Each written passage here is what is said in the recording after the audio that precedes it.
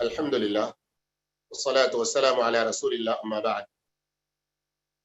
أعوذ بالله السميع العليم من الشيطان الرجيم ومن أحسن قولا ممن دعا إلى الله وعمل صالحا وقال إنني من المسلمين. محترم علماء کرام، معزز طلاب اور طالبات اور میرے تمام پیارے بھائیوں اور بہنوں، موجودہ دور میں غیر مسلموں میں بالخصوص دعوت دین کی اہمیت پر کچھ کہنے کے لیے مجھے حکم دیا گیا، اور اسی مناسبت سے میں نے حامیم السجدہ، جس کا دوسرا نام فصلت ہے، اس کی ایک آیت کی تلاوت فرمائی جو عام طور پر دعوت کے موضوع پر ہر کوئی خطیب و واعظ اس کی تلاوت کرتا ہے۔ موجودہ دور میں مسلمانوں پر جو کچھ مشکلات، مسائل اور جس کسی قسم کی پریشانیاں ہم دیکھ رہے ہیں، میرے بھائیوں، یقیناً ہم اللہ کے بندے، اس کے ماننے والے، اپنے آپ کو مسلمان سمجھ کر خوش ہونے والے، یہ ہمارا فریضہ بنتا ہے کہ ہم اپنی تقصیر، اپنی کوتاہی اور ہماری اپنی کمی کا اعتراف کر کے اللہ رب العالمین کی طرف پلٹیں، اور جیسے اللہ کے رسول صلی اللہ علیہ وسلم نے فرمایا، لا ينزعه عنكم حتى ترجعوا الى دينكم، کہ یہ ذلت، یہ رسوائی، یہ مصائب، یہ مشکلات، یہ پریشانیاں اس وقت تک تم سے دور نہیں ہوں گی جب تک کہ دین کے اصلی رخ پر تم لوٹ نہ آؤ۔ دین کے جو کام کرنے تمہارے اوپر فرض ہیں، ضروری ہیں، ان کی طرف تم جب تک توجہ نہیں دو گے، ان کو عملی شکل میں بجا نہیں لاؤ گے، تب تک یہ ذلت و رسوائی دور نہیں ہو۔ میرے بھائیوں، عموماً میں ایک چیز یاد دلاتا ہوں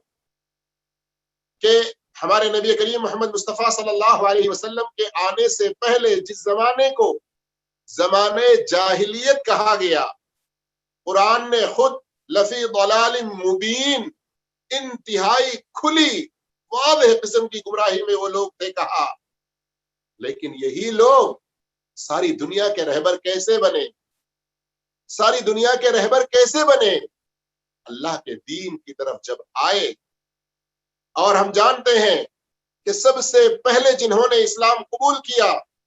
مردوں میں بالخصوص حضرت ابو بکر صدیق رضی اللہ تعالی عنہ۔ ہم سب جانتے ہیں کہ اس دنیا میں اللہ کے رسول صلی اللہ علیہ وسلم نے جن 10 خوش نصیبوں کو جنت کی بشارت سنائی، ان میں کے اکثر لوگ، بلکہ تقریباً ایک دو چھوڑ کر، حضرت ابو بکر صدیق رضی اللہ تعالیٰ عنہ کی دعوت پر لبیک کہے۔ اور ایک عجیب بات،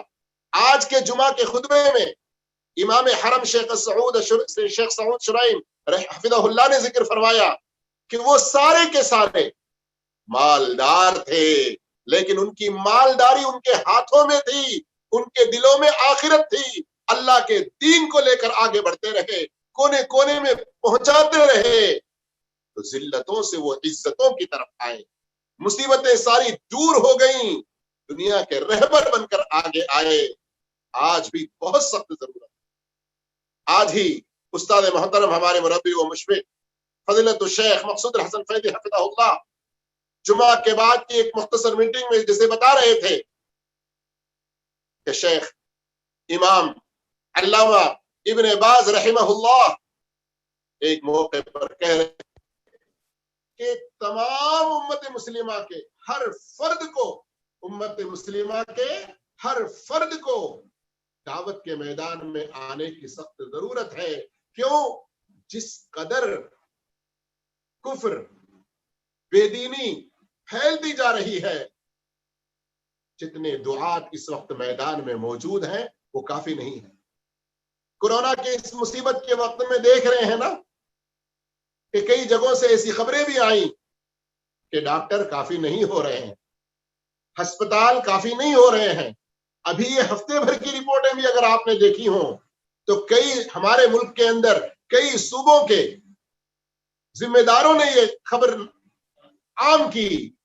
کہ اب اگر کہیں سیریس کیس ہوتا ہے تو ہی ہسپتال میں پہنچانا ہے، ورنہ اگر ابتدائی مرحلے میں ہے تو گھر میں ہی کوارنٹائن کیا جائے۔ اور پھر اس کے علاوہ نئے اہتمامات کرنے والے کر رہے ہیں، نئی ہاسپٹلز کھول رہے ہیں۔ میرے بھائیوں، انسانوں کی ایک ایسی بیماری جو لوگوں کو اپنا لقمہ اجل بنا رہی ہے، لوگوں کی زندگیوں کو ختم کر رہی ہے، اس کے بارے میں اتنی کوششیں کہ لوگ بھی اپنے طور پر کچھ نہ کچھ کرنے کے لیے آگے بڑھتے ہیں۔ جیسے آج ہی کی تازہ ایک خبر کہ ایک نوجوان لڑکا جس کی صرف ماں ہے اور جوان بہن ہے، ان دونوں کی خاطر کہیں کچھ نوکری نہیں مل رہی تھی، تو ایک ایسے ہاسپٹل میں جہاں کورونا کے پیشنٹ آ رہے ہیں اور ان کی وفاتیں ہو رہی ہیں، کچھ معمولی مزدوری پر ان کی تجہیز و تکفین اور ان کی خدمت کے لیے اپنے آپ کو وقف کر دیا۔ میڈیا والے پہنچ کر کہتے ہیں کہ تجھے کورونا وائرس سے ڈر نہیں لگ رہا ہے، اپنی موت کا تجھے کوئی خطرہ نہیں ہے، بیماری اس طرح سے پھیل رہی ہے۔ کہا کہ اس سے زیادہ فکر مجھے اپنے ماں اور بہن کی ہے۔ میں یہ مثالیں کیوں دے رہا ہوں؟ موجودہ وقت میں یہ حالات ہم دیکھ رہے ہیں، بیماری سے اتنا خطرہ ہے۔ اگر ہمیں کہیں اپنے گاؤں کے بارے میں خبر ملتی ہے کہ فلاں نے کسی کا ریپ کر دیا، سارے نوجوان طیش میں آئیں گے اور جا کر اس کے خلاف بہت کچھ کاروائی کرنے، مارنے پیٹنے، قتل تک کے پلان بناتے ہیں۔ اللہ کی توحید کی خاطر، اللہ کو گالی دینے والوں کے خلاف، اللہ کے سچے دین کو برا بھلا کہنے والوں کے خلاف ہم دعوت کے میدان میں کیوں نہیں آگے آتے ہیں؟ اس میں ہم پیچھے کیوں ہوتے ہیں؟ واللہ قرآن مجید کی کتنی ساری آیتیں، نبی کریم صلی اللہ علیہ وسلم کی کتنی ساری احادیث ہیں، ان سب کو پیش کرنے کا وقت نہیں ہے۔ لیکن ابھی ہمارے درمیان جو ہمارے بھائی اس کام میں لگے ہوئے ہیں، جو ہمارے اہل علم، طلبہ علم اس کام میں لگے ہوئے ہیں، اللہ رب العالمین اپنے فضل و توفیق سے خاموشی کے ساتھ یہ کام جو انجام دے رہے ہیں، اس میں کیسا ثمرہ دے رہا ہے، کیسا اچھا رزلٹ مل رہا ہے، ان کو بھی اگر ہم دیکھیں، ان کو بھی اگر ہم سنیں، تو واللہ میرے بھائیوں ہمارے اندر شوق و رغبت بڑھ جائے،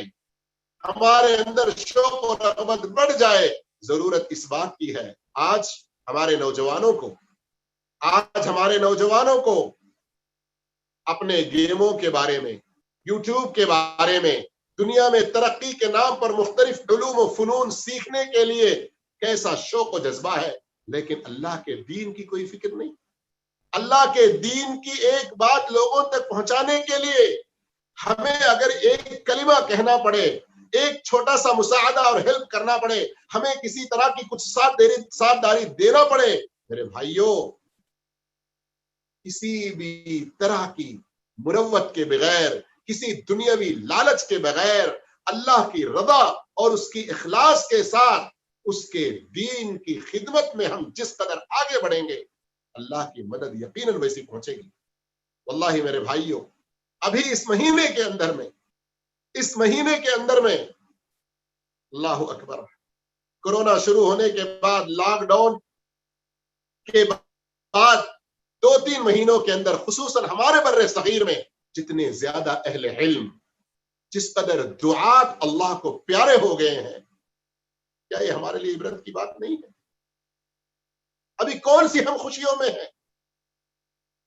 ہم دنیا کی ٹیکنالوجیوں کا، انٹرنیٹ کا اور دوسرے سارے وسائل، سوشل میڈیا کا استعمال کن چیزوں میں کر رہے ہیں؟ 24 گھنٹے اگر آپ کے گزرتے ہیں اور آپ کی زبان سے، آپ کی انگلیوں کے ٹچ سے، آپ کے سوشل میڈیا کے استعمال سے کسی ایک انسان تک اللہ کے دین کی ایک بات نہیں پہنچتی، تو مجھے بتاؤ کہ کل قیامت کے دن اللہ کے سامنے تم کیا جواب دو؟ کیا جواب دو گے اللہ کے سامنے جس وقت پوچھے گا کہ میرے دین کی دھجیاں اڑائی جا رہی تھی؟ آج ہم روتے ہیں نا کہ فلاں مسلمانوں میں سے کھڑا ہوا غلط طریقے سے دعوت دے رہا ہے، فلاں ہمارے درمیان میں سے نکلا اور وہ اس طرح کی غلط باتیں کہہ رہا ہے۔ آج کچھ ان لوگوں کو جو دعوت کے نام پر غلط قدم اٹھا رہے ہیں، ان کے پیچھے ان کی شکایتیں کرنے کے لیے اور کتنے سارے اختلافات کو بڑھاوا دینے کے لیے ہم لوگ کوششیں کر رہے ہیں، لیکن ان سب کو ایک طرف رکھ کر اللہ کے سچے دین کو ان تک جو دین بالکل نہیں جانتے ہیں ہم چپکے سے اپنی استطاعت کے مطابق کوشش کریں. اور یہاں دین کی دعوت کا مطلب یہ ضروری نہیں ہے کہ ہر آدمی سپیکر بن جائے، ہر آدمی کے پاس مائک ہو، ہر آدمی کے پاس ٹیبل ہو، ہر آدمی کے پاس کیمرہ ہو، ہر آدمی کے پاس یوٹیوب چینل ہو، فیس بک کا ایک پیج ہو. نہ میرے بھائیو، اللہ اکبر. اللہ کے دین کی دعوت میں حصہ لینے کا کام اتنا آسان، بس سب سے پہلے آدمی کے اندر اپنا شوق پیدا ہو جائے، آدمی کے اندر اللہ کے دین کی اہمیت، اس کی قدر و منزلت آ جائے، اور اللہ رب العالمین کے دین کی نشر و اشاعت کا ایک جذبہ پیدا ہو جائے. علماء کی صحیح صحبت میں رہتے ہوئے موجودہ وقت میں 1 to 1 انفرادی طور پر ہم ملاقات کر کے، انفرادی طور پر چیٹنگ کر کے، انفرادی طور پر کسی کو دعوت دیتے ہوئے. اور آج سوشل میڈیا میں کتنے سارے اپلیکیشنز، کتنے سارے ایپس ہیں جن کے اندر منکرات، بدعات، شرک کی باتیں، کفر کی باتیں، بے دینی کی باتیں پڑتی پھیلتی چلی جا رہی ہیں. میرے بھائیو، ایسے وقت میں ہماری ذمہ داری بنتی ہے کہ ہم اللہ کے دین کی خاطر خلوص و للہیت کے ساتھ اٹھ کھڑے ہوں، اہل علم کی صحبت میں، اہل علم کے ساتھ میں رہ کر ایسی مجالس، ایسی میٹنگز، ایسی علمی محفلوں کے بارے میں پتہ کرتے رہیں اور ان کے ساتھ جڑتے رہیں، اور اللہ کے سچے دین کو اللہ کے بندوں تک پہنچانے کا یہ کام کرنے کے لیے اٹھ کھڑے ہوں. یہ آج کے وقت کی بہت سخت ضرورت ہے، اور اللہ کے دین کو پہنچانا وجاہدہم بہ جہادا کبیرا، یقیناً یہ وقت کا بہت بڑا جہاد ہے، اصل جہاد ہے. اللہ رب العالمین ہم سب کو نیک توفیق عطا فرمائے، اور اللہ تعالی ہم تمام کو دعوت کی قدر و قیمت کو جاننے کی، اہل علم کی صحبت میں رہ کر خوب محنت کرنے کی توفیق عطا فرمائے. جزاکم اللہ خیرا. السلام علیکم ورحمۃ اللہ وبرکاتہ.